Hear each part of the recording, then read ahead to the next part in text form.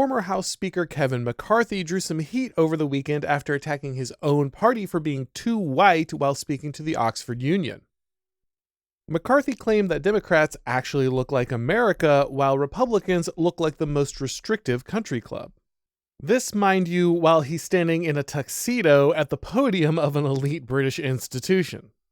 It would seem that self-awareness is a liability when attempting to climb the political ladder.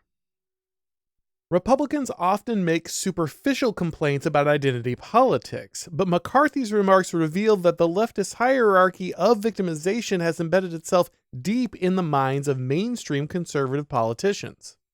Diversity, inclusion, and equity have become the ideological enforcement arm of the progressive cultural revolution, and that poisonous belief system has now worked its way into the political party that is supposed to oppose it.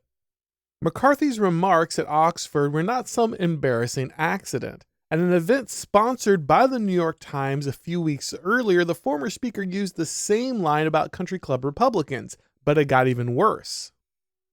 That's right, McCarthy told the audience that he believed the demographic makeup of the GOP was a serious problem in which he needed to involve himself personally. The congressman from California explained that he wanted to see more women and minorities taking House seats, but that the Republican primary voters kept stubbornly selecting white males.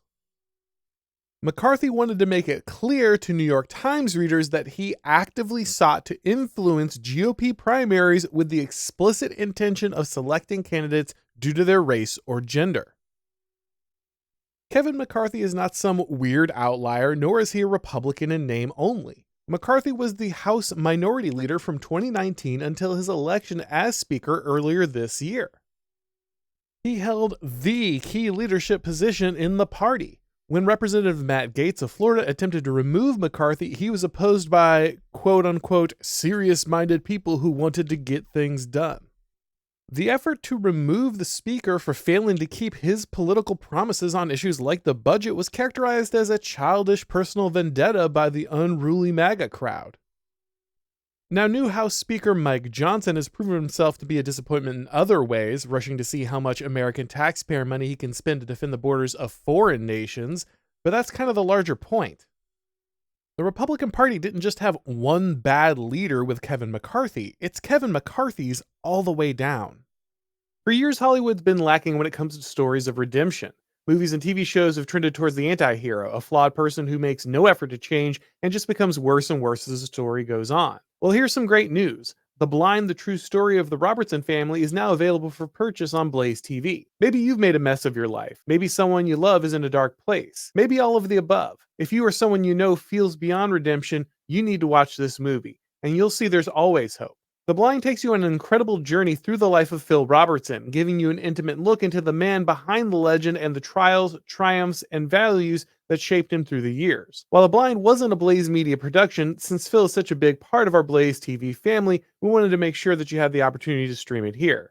Because it isn't ours, we can't include it as part of the subscription, but if you'd rather purchase it and stream it here rather than Apple or Amazon, we wanted to make sure that you had the opportunity to do that. Make sure to act now. Don't miss this opportunity to own The Blind, a Phil Robertson story on Blaze TV. You can buy it today at blazetv.com, The Blind, for $19.99. That's blazetv.com/The Blind. It would be easy to write off the former speaker as some soft California imposter. In reality, he is the Republican Party. There are some good GOP members, but most of these politicians are simply stewards of the regime who found it easier to get elected in their district if they put an R next to their name on the ballot. Most of what passes as conservative politicians buy into the prestige hierarchy presented to them by the dominant power and can't wait to swap you out for a voter base that the New York Times would approve of. Nothing demonstrates the Republican embrace of the left's DIE framework quite like the presidential campaign of Nikki Haley. Remember, Haley first rose to political prominence as part of the last populist revolution against establishment conservatism, the Tea Party. Now, she's become the model establishment presidential candidate.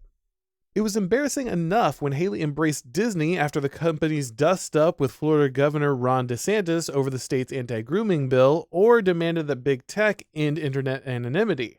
But her adoption of the left's rhetoric on race and gender has been truly egregious. After former CNN host Don Lemon called Nikki Haley past her prime, Haley quickly responded by calling the commentator a sexist who was threatened by minority women. She wasted no time adding "past my prime" merchandise to her campaign website, along with shirts that read "Sometimes it takes a woman" and "She who dares wins." Coincidentally, the former governor of South Carolina has shot to second place in some polls, overtaking Ron DeSantis and quickly becoming every corporate donor's favorite Republican. The same strange inconsistency has arisen around calls to defund universities and abolish DIE-based curricula now that campus activists and faculty have been fomenting anti-Jewish sentiment on campus in the wake of the October 7th attack against Israel. No group should have violent rhetoric or hatred directed toward them under the guise of pseudo-academic jargon like decolonization. But one has to wonder where these calls have been during the last decade when the same language was primarily directed at white, male, and Christian students. There were those that pushed back, to be sure, but the sudden support for substantive political action against universities that appeared after the anti-Semitic diatribes simply did not exist when the main targets looked more like the voter base of the Republican Party.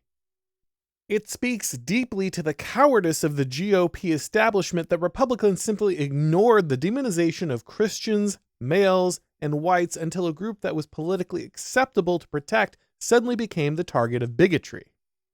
The Republican Party loves to gain points with its base by mouthing platitudes about the evils of identity politics, but has clearly internalized the narrative and values of the left. Party leaders like McCarthy have fully embraced the idea that white, middle, and working class voters are an embarrassment and should be left behind so the GOP can embrace a more diverse, inclusive, and equitable future.